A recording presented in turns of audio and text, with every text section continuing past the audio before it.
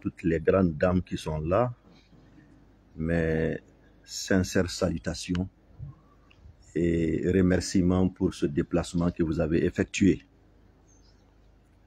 Je ne peux pas être long parce que mes devanciers ont parlé de beaucoup de choses et beaucoup d'aspects, mais l'importance que nous avions aujourd'hui, que nous représentons dans le Mali, fait que nous devons profiter d'une telle opportunité pour dire ce qui peut faire avancer le pays.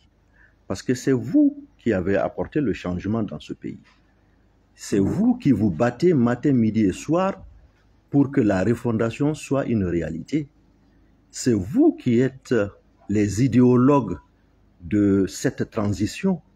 Donc, à chaque fois qu'on se réunit, c'est une opportunité pour réfléchir à qu'est-ce que notre pays doit faire pour avancer. C'est pour cela que je ne veux pas aller tourner très loin. Je vais essayer d'être très bref, mais lancer les idées les plus fortes pour que nous puissions aller de l'avant. Sur ce, je commence par vous dire que le comité stratégique du M5 RFP doit continuer normalement toutes ses activités prévues.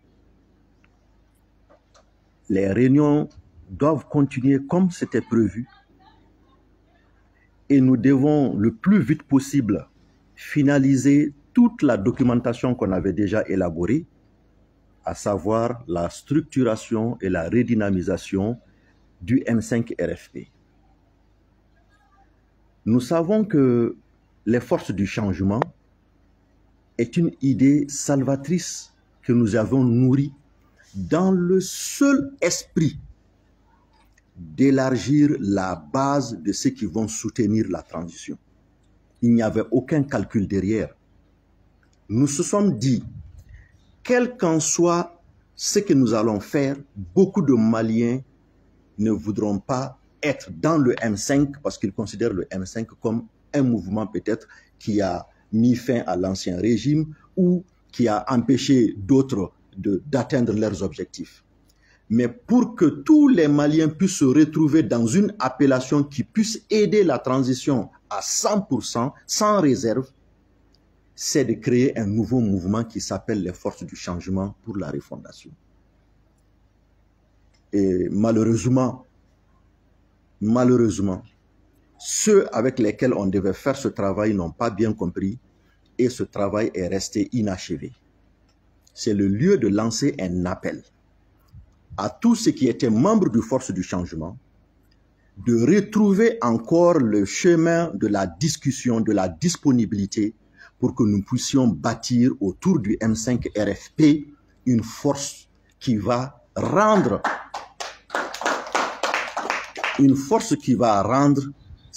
les acquis de cette transition irréversible. Parce que c'est là la question. En fait, les gens doivent comprendre que le risque que notre pays court n'est pas seulement qu'un risque intérieur ou un risque sectoriel ou un risque pour un petit moment. Non. Non, nous avions plusieurs types de risques. Mais le plus grand risque que nous courons, c'est d'abattre tout ce travail noble.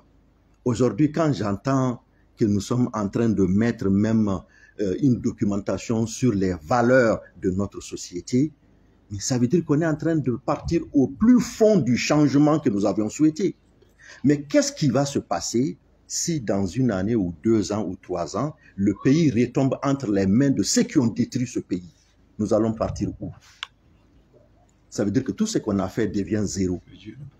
C'est pour cela que nous devons nous donner la main. Nous devons reconstruire notre énergie autour des idéaux du M5 RFP.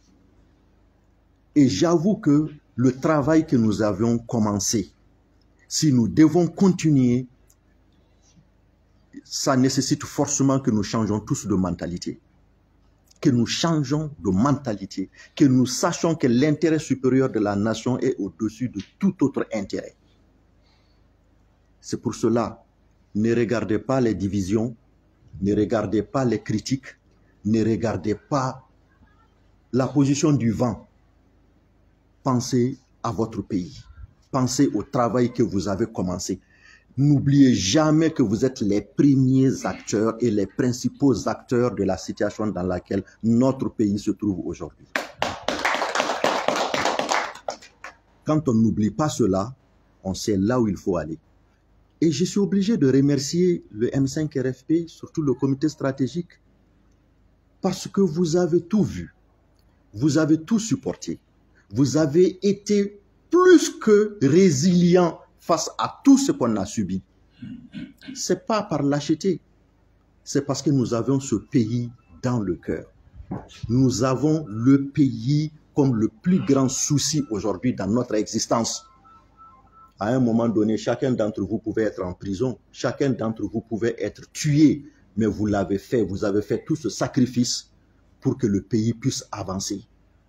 Donc, je vous dis encore, il faut que les énergies soient redoublées pour que nous puissions atteindre notre objectif.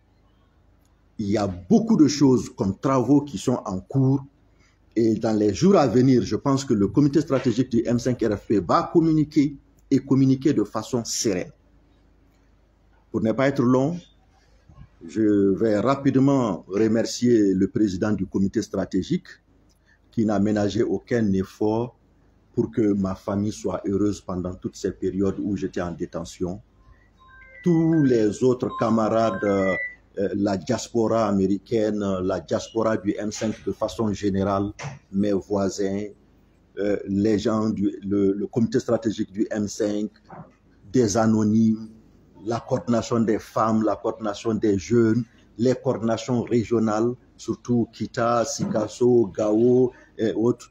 Et j'en oublie volontiers, mais je suis obligé aujourd'hui de dire également que je remercie mes avocats.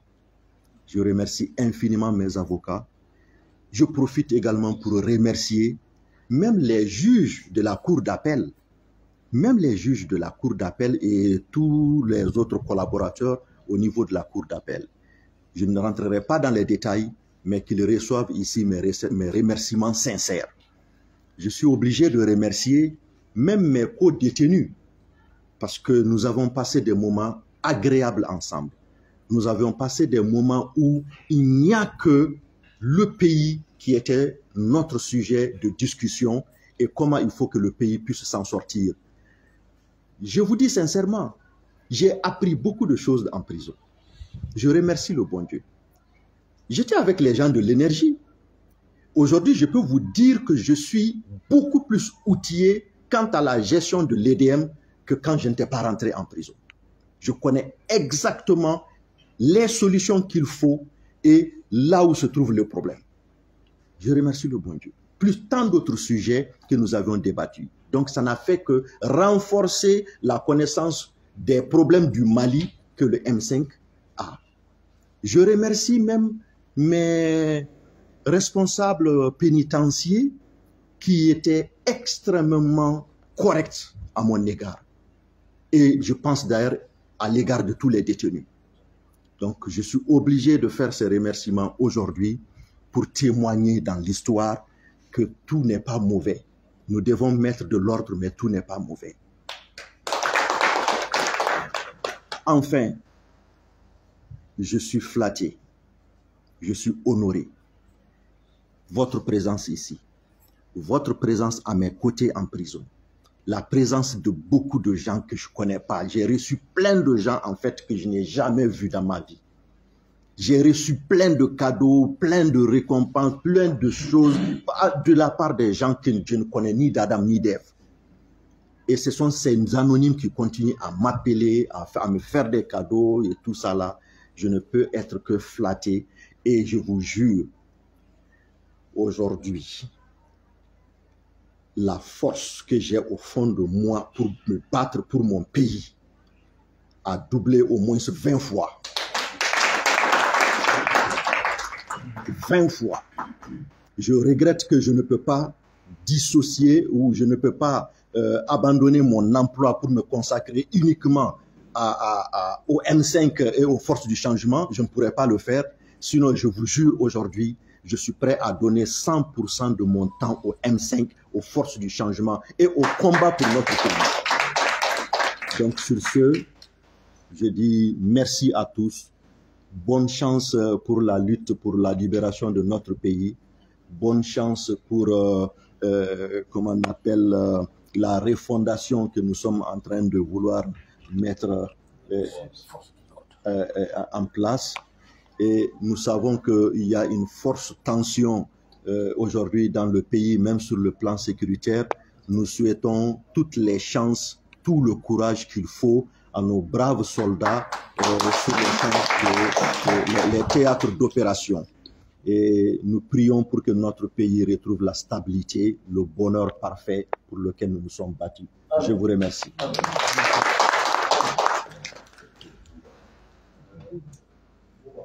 Et le fils de Bouba qui est là. Oui, franchement, j'ai un moment pensé à ça, mais j'ai dit les autres ont tellement parlé de ça que voilà. Par rapport à Bouba, ce n'est pas pour moi facile de parler de Bouba, parce que je l'ai dit à chaque fois, pendant que j'étais en prison, je pensais à Bouba. Ma situation ne me dérangeait pas. Ce qui me faisait plus mal, c'est l'homme Bouba qui était en prison, pour nous tous. Ça, c'est ce qui me faisait très mal. Et j'avoue que quand je regarde la sagesse de Bouba, sa combativité par rapport à son âge, et chaque fois je l'ai dit, je pense que M. Ibrahim est mon témoin, je leur dis chaque fois, est-ce que moi je vais avoir ton âge, M. Bouba, pour pouvoir être aussi combatif? Il me dit, ni Allah sona ibasoro, ni Allah sona ibasoro. Bouba ne dort pas, matin, midi et soir, il est là pour se battre pour le N5 RFP. Et quelle qu'en soit l'idée que tu amènes, il se pose d'abord la question, est-ce que ça ne va pas déranger la transition? Est-ce que ça ne va pas déranger les autorités de la transition? Il ne dit pas M5 ou quelqu'un d'autre ou le Premier ministre, non. Bouba te dit toujours, est-ce que ça ne dérange pas la transition? Est-ce que ça ne dérange pas les autorités de la transition? C'est pourquoi des camarades l'ont appelé le fédérateur. C'est un fédérateur, c'est un sage. Et nous prions le bon Dieu qu'il se rétablisse et qu'il sorte rapidement pour revenir encore nous donner les sages conseils et nous accompagner, et que sa famille, son enfant, tout le monde, que vous sachiez que Bouba n'est pas pour vous seul, Bouba est surtout pour nous. Et moi particulièrement, je suis très lié à Bouba. Je suis très lié à lui. Tous les surnoms que j'ai là, c'est Bouba qui me donne. C'est lui qui m'a nommé Sergueï, c'est lui qui m'a nommé le diable, c'est lui qui me donne beaucoup d'autres surnoms que je ne peux même pas dire. Donc, je suis vraiment très peiné de la situation de Bouba. Mais Inch'Allah, ça ira. C'est ça la lutte aussi. C'est ça la lutte. Souvent, tu donnes des coups et tu reçois des coups. Mais souvent, même quand tu ne donnes pas de coups, tu reçois des coups. Parce que, je vais terminer avec ça, parce que si je continue, je risquerais d'aller très loin. Vous savez, par exemple, le mémorandum. Le mémorandum m'a permis de dormir durant 3 ou 4 jours en prison sans savoir que j'étais en prison. Vous avez fait un travail excellent en faisant le mémorandum. Durant près de 3 ou 4 jours, j'étais comme sur des nuages. Parce que vous avez dit vrai, parce que vous avez réagi au moment où il fallait réagir, parce que vous avez montré aux Maliens que nous ne serons pas complices de qui que ce soit et de quoi que ce soit. Et Bouba, il pouvait dire ce jour, je ne signe pas le mémorandum, parce que ça peut peut-être créer des problèmes. Ou bien peut-être qu'il faut attendre, parce que dans certaines situations, je sais qu'il va dire, attendez d'abord. Mais il l'a fait en s'assumant, et il est là où il est à cause de nous, pour un travail magnifique qui est le mémorandum. Je félicite les rédacteurs, je félicite également le comité stratégique pour cette clairvoyance, parce qu'il faut s'assumer. Je vous remercie pour ne pas être encore long, et puis ça suffit quoi. Ça suffit. Merci infiniment. Merci.